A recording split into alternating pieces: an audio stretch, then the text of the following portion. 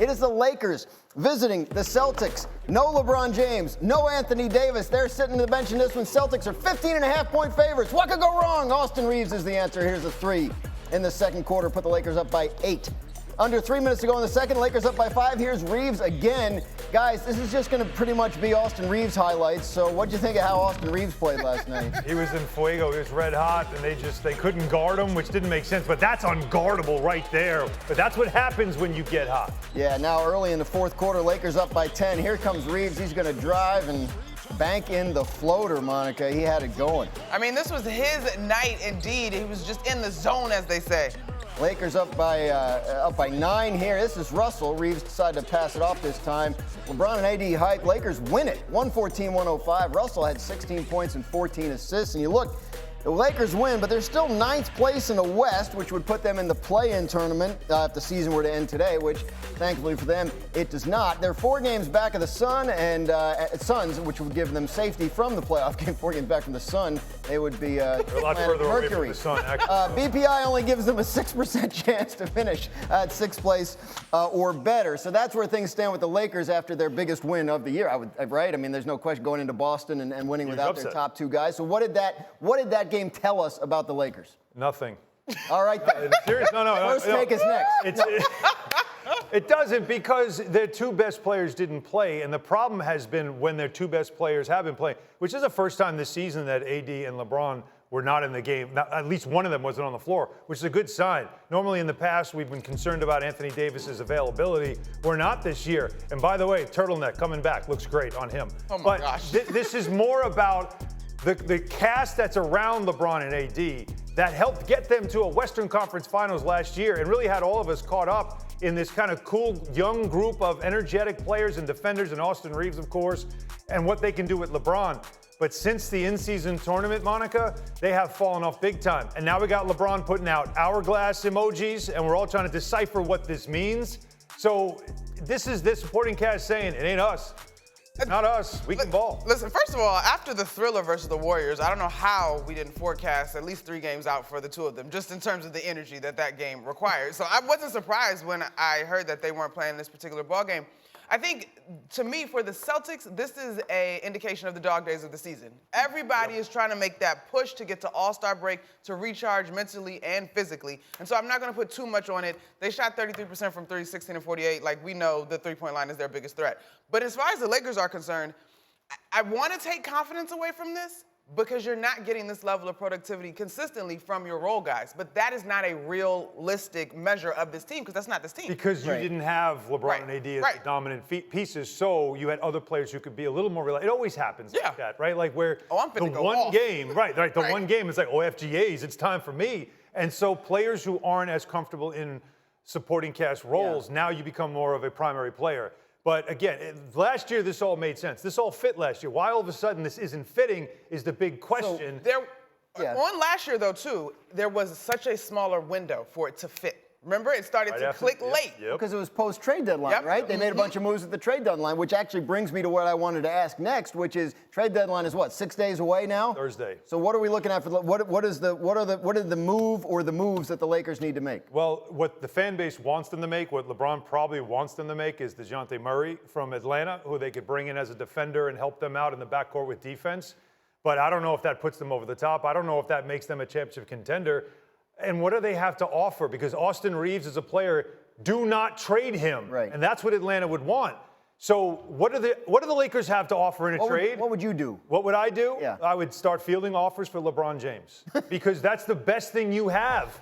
It's the most valuable piece, tradable commodity that you have. And of course it's not going to happen, Twitter, so don't bother responding to me. I already know it ain't happening, all right? X, Twitter, Instagram, Snapface, whatever it is. Just trust me, I get it. But if we're looking at it logically, the Lakers don't have assets. They don't have enough to build a championship team for a 39-year-old superstar who's still giving you 25, 7, and 7, shooting 50%. He still can play at a superstar level. But it's not going to be enough, whatever you do, to get another championship. So now you got to start thinking about the future. We tried to do this last year. It was too soon. And they put together a nice team and they made a run. But it wasn't enough.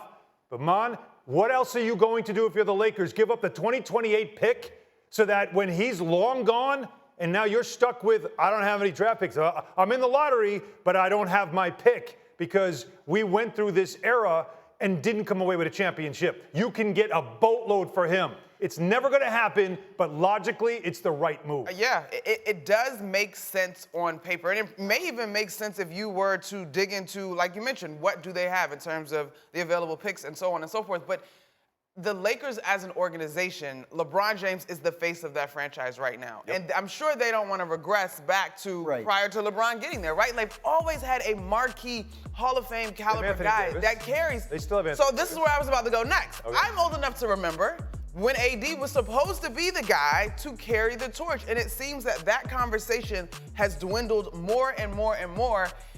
And here we are. I mean, do you trade for AD? Anybody trying to trade for AD? No, not with that contract. And also the question about availability. And to his credit, he has. And I've been critical of Anthony Davis's availability. This year, he has been. He came into the season, he did all he was supposed to do. Be in great shape and be available to your team. He has been. He's played at a high level. But these two guys together, it's still not enough to compete for a championship. And when you have LeBron James, that's all you should be trying to do while you still have him and while he's still playing at a high level. Well, you're saying, and we'll get back to this in a little bit, you're saying that if they move him, you're saying they got to press the reset button and start 100%. All over again. You can get, I mean, they're talking about 4, 5 picks, 6 picks. For some teams, it's worth it for that shot at a title. What'd you make of everything that went down there, the atmosphere in the Garden? Atmosphere in the Garden, Monica. So, you know, the Apple Watches, they give you the loud environment warning. I got 4 of them during the game.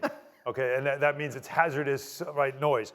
But it's something that we haven't seen in that building in a long, long time. And he is in the middle of it. We hear so much about everybody talking about it, and we've done it too. The Knicks got to find a star. The Knicks have got to trade for a star. Forget stars. Get supernovas. All the Villanova guys. Bring them all in. That Jay Wright culture cat, there's something about them. And Jalen Brunson is the centerpiece of this. He has transformed this franchise. Prior to the game, Rick Carlisle was asked, did he predict this version of Jalen Brunson? And without missing a beat, remember, he was in Dallas with Jalen as well as his head coach. Without missing a beat, unequivocally, Carlisle was like, he said the guy has the stuff. He says he hears all the noise and he just manages to chew it up, munch it up, spit it out, and use it as fuel. Jalen wins. And I think in a league where most of these guys have been the top of their class the entire span of their basketball lives, to be a guy that is very comfortable being doubted, being overlooked, and still managing to figure out a way and to do it so well, I put my money on JB. So how far can this Knicks team take this? Well, okay, so if you look at it, his on-off is similar to Joel Embiid in terms of when he's on the floor and when he's not, and the productivity of this team. And Joel Embiid is in the MVP conversation. While they've lost to Boston and they've lost to Milwaukee, they have not met this version of that team. Those losses were in the calendar year that just passed 2023. And so I would be very curious to see how that defense matches up. The Knicks currently defend better than Milwaukee.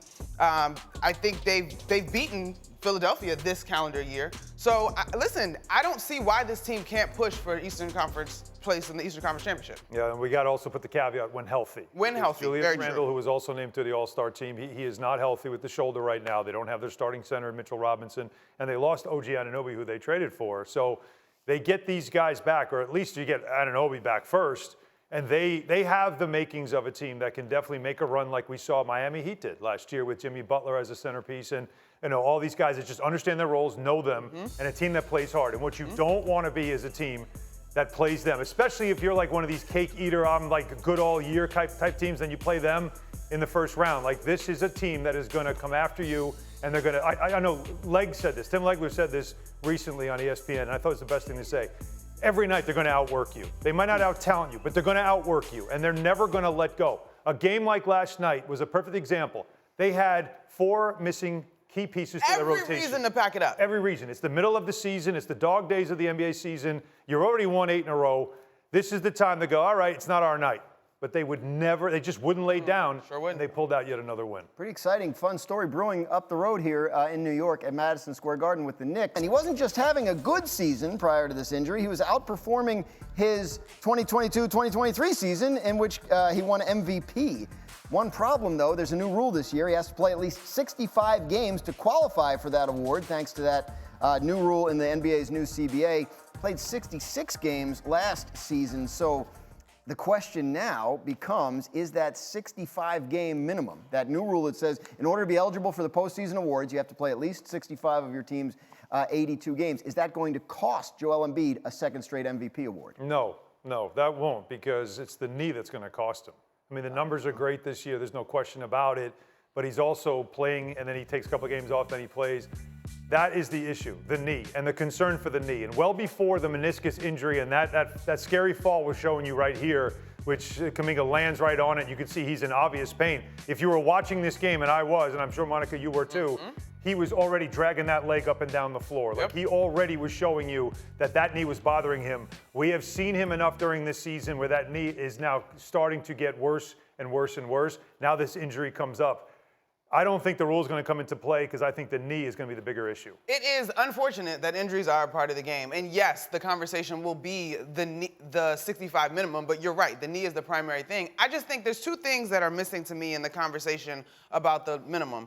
One, everybody is acting like it was just the players, and as if the entire league and medical staffs and front offices and coaches were not also complicit in how we got here to requiring a minimum. The second part of it to me is I understand the guys feeling like they are being penalized if they're injured, but at the same time, if a guy manages to stay healthy, they should have the same opportunity and maybe even be given more credit in terms of hitting some of the accolades that trigger monetary benefits in their contracts. And so this is unfortunate. I personally, if I'm the Sixers, I don't care about 65. I don't care about the MVP. At this point, you need him to be as healthy as possible in the postseason because this window is fleeting. And that gets to the heart of why they feel like they needed the rule, right? Because the point of the rule is to disincentivize sitting guys, right? And sitting guys out for regular season games. But we have a situation now where he obviously is injured and can't play. So it leads to questions about whether the rule is fair. Is it fair? Of course it's fair. Well, first of all, life ain't fair. But anyway, go ahead. There you go. No, and I'm with you. Like that's where I was going. It's the whole idea that that's the reason we have rules, right? Right. You know, and Monica, what you said is, I'm glad you said it because it's not being talked about enough. We blame the players for this rule.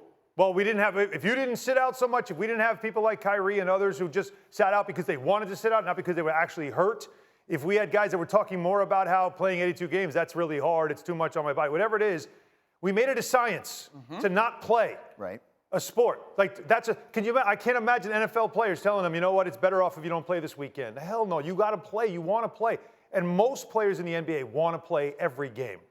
But this didn't start with just players. This started with Greg Popovich wanting to make a point about the schedule and back-to-backs. And wait a minute, I played on a Wednesday. Now Thursday I'm playing on TNT. No, I'm sitting Ginobili and Duncan and all those guys out of spite. Starts there, and we call it rest. We made it a science, and now it became an excuse. And then other players took it. So what you said is it's absolutely correct. It's why we got here. But now we have to make rules just to inspire players to want to play. Look at the in-season tournament. Stephen A. said this, he was right. You put $500,000 on the table, how hard did these guys play? So I think that the hope was obviously that it would make, the rule would take care of this problem, but obviously it hasn't. I assume the NBA will continue to address it as we move along.